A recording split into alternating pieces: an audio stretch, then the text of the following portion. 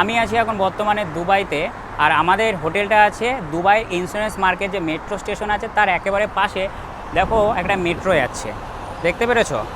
এদিক থেকে একটা যাচ্ছে আর ওদিক থেকে একটা আসছে, এই দেখো।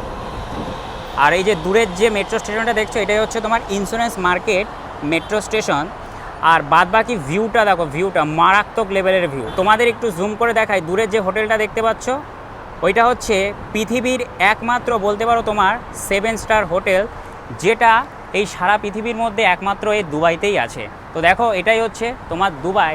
আর এখানকার গাড়ি শ করে চলে, মানে 100-150 স্পিড, মানে এদের কাছে কোনো ব্যাপারই না। মানে আমি তো 100-150 খুব কমই বললাম, মানে এদের কাছে 250 স্পিডও কোনো ব্যাপার না, মানে শ করে গাড়ি চলে।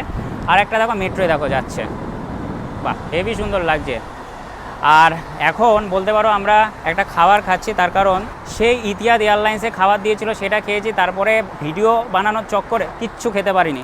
এই ইতিহাদ এয়ারলাইন্স থেকে দিয়েছিল একটা রুটি নিয়ে এসেছিলাম, সেটা এখন আমি খাচ্ছি। দেখা